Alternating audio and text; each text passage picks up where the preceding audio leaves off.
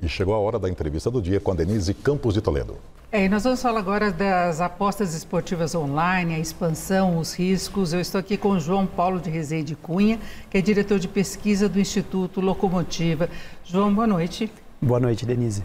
Bom, o Instituto Locomotiva fez uma pesquisa recente, agora do mês de agosto, para tentar retratar o avanço das chamadas bets aqui no Brasil. E essa pesquisa mostra que 25 milhões de pessoas passaram a fazer apostas este ano. A média dá 3 milhões e meio de pessoas a mais por mês, 53% homens, 47% mulheres, maioria 30 a 49 anos, 8 de cada 10 são das classes C, D e E, e 2 de cada 10 das classes A e B. Quais outros números você destaca desse levantamento? E nós vamos falar da questão do grande risco disso, que é o vício. Mas que outros números você destaca? Bom, primeiro, obrigado pelo convite, Denise, para estar aqui falando desse fenômeno importante, né, que está mexendo tanto com a economia brasileira e com o comportamento de tantas pessoas. E o primeiro destaque é esse ritmo de crescimento tão rápido que as bets vêm alcançando, então ela vem se expandindo uma velocidade muito intensa, inclusive atingindo um perfil de pessoas diferente, né? Esses novos apostadores, esses 25 milhões de novos apostadores que começaram recentemente, nos últimos 6 meses a apostar, incluem também em grande medida mulheres, incluem pessoas com uma renda também um pouco mais baixa.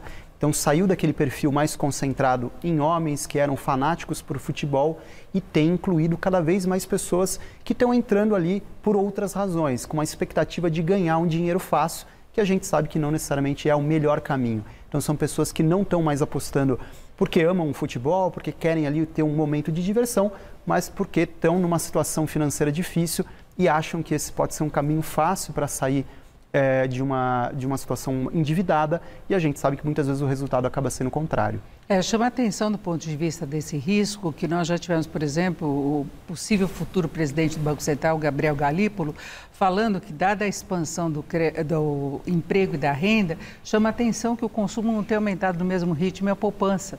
Então, isso, segundo ele, poderia até estar relacionado às bets. Já veio alerta da Febraban quanto ao risco potencial de inadimplência, que as pessoas acabam se endividando para poder bancar esse que vira um vício. Que não é a sua aposta. E o comércio reclamando de estar perdendo vendas em relação a isso. Então, você vê a dimensão que chegou na economia. O governo está contando, inclusive, com a arrecadação, que pode chegar a 12 bilhões de reais ano, dado esse crescimento. Tem tomado muito cuidado com lavagem de dinheiro, com crime, atuação do crime organizado, fraudes, desvio de recursos, mas tem essa coisa da compulsão para o jogo mesmo, né? É verdade, esse impacto na economia ainda vem sendo muito debatido, né? Tem uma série de estimativas sendo feitas, mas o que a gente sabe é que esses bilhões de reais que estão indo para as bets estão saindo de algum lugar, né? Então o orçamento das famílias é finito, esse dinheiro está saindo de algum lugar. Lá na Locomotiva a gente fez essa pergunta, de onde os apostadores tiram o dinheiro, né? De onde vem o dinheiro que eles estão colocando nas bets. E o que a gente viu é que uma proporção grande, 51% deles, dizem que o dinheiro que vai para a aposta era um dinheiro que eles acabavam guardando. E você sabe bem que essa poupança já é pequena, né, para as famílias brasileiras. Então, 51% dizem que isso sai ali da pequena poupança que era feita todos os meses. 48% mencionaram que sai do dinheiro que eles gastavam com bares, restaurantes. Então, sai ali do comércio, né, alimentar. E tem ainda 41% que dizem que esse dinheiro sai, por exemplo, de compra de roupas, também impactando, por exemplo, o varejo de vestuário. Então, essa percepção que parte das empresas, dos setores varejistas tem demonstrado, de certa forma, é compartilhada aí também pelos próprios apostadores quando eles declaram de onde esse dinheiro vem. E pode chegar num ponto a pessoa acabar se endividando, aí é quando entra o vício também, e o vício em jogos é considerado pela OMS a mesma forma que o vício em álcool e em drogas. Existe tratamento. Eu falava dessas colocações que têm chamado a atenção, mas o Exército, por exemplo, lançou uma cartilha com medo de haver não só esses problemas relacionados às finanças, mas problemas psicológicos, de comportamento, de os oficiais não conseguirem seguir missões, não é? De não conseguirem trabalhar da forma adequada exatamente pelo endividamento, que acaba virando aí uma preocupação permanente, né?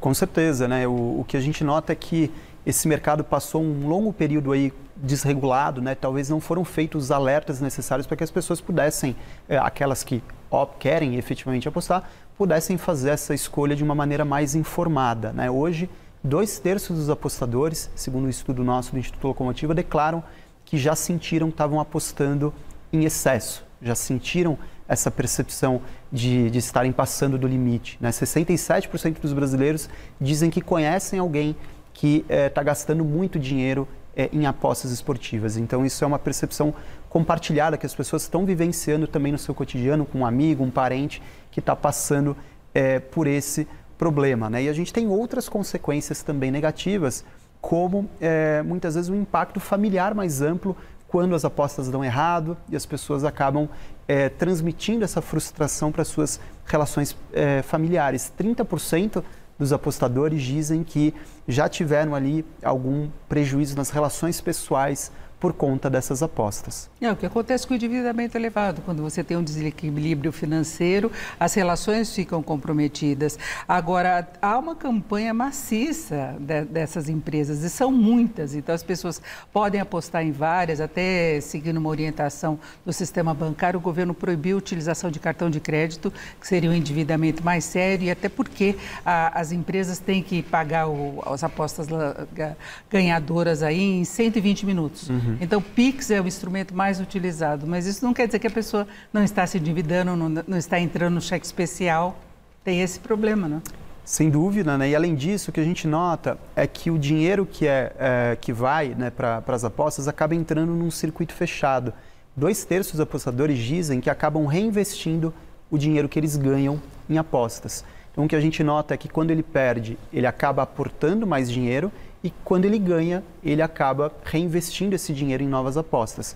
Isso faz, né, com que vire ali um circuito fechado que acaba drenando recursos de outras fontes, né? E aí, de novo, com regulamentação e informação, as pessoas talvez possam, né, efetivamente escolher ter esse tipo de aposta, de diversão, mas o importante é que elas façam isso de uma maneira controlando, né, parte desses riscos de excesso e sabendo o que estão fazendo. É um risco semelhante ao do cassino, que se discute muito a regulamentação ou não aqui no Brasil. E no caso das bets, elas estão lá no celular, o acesso é muito fácil, você não precisa ir até o local. Está lá no seu bolso, na bolsa, você tira o celular e faz a aposta. E tem uma propaganda maciça, a atuação de artistas, de influencers. Nós já tivemos até casos relacionados a crime, que o governo também está investigando, mas a gente percebe que não tem uma proteção tão grande assim nesse sentido. Você acha que propagandas de alerta, como acontece, por exemplo, ou proibição mesmo, como acontece em relação ao cigarro, em relação a bebidas, as advertências, poderiam surtir algum efeito? Como é que se controla esse lado mais arriscado?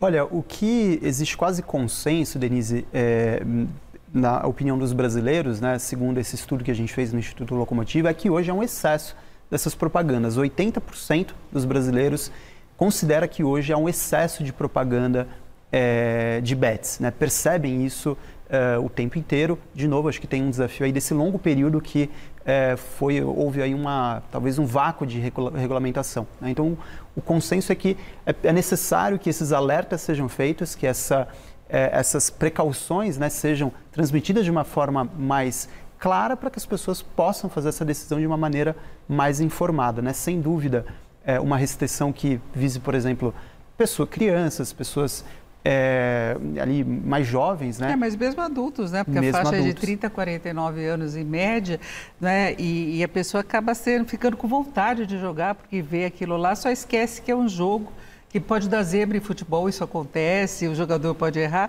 E já teve crimes mesmo, né? De jogadores que venderam para serem expulsos, e estava isso na aposta também. Pode ter manipulação do jogo. Sem dúvida, tem toda essa parte de regulamentação a respeito ali da confiabilidade das próprias plataformas, né? Mas, além disso, tem essa questão das pessoas, né, terem uma informação que elas possam limitar a quantidade de recursos que elas estão indo, dado que elas mesmas enxergam que muitas vezes estão passando do limite, dado que 2/3 reconhece que aposta, às vezes, de uma maneira exagerada, né? Então, a maior parte das pessoas hoje reconhece que existe uma visibilidade excessiva, um excesso de propaganda. Você mencionou os outros tipos de aposta que sempre fizeram parte aí da sociedade brasileira, né? Então, loteria, o próprio jogo do bicho.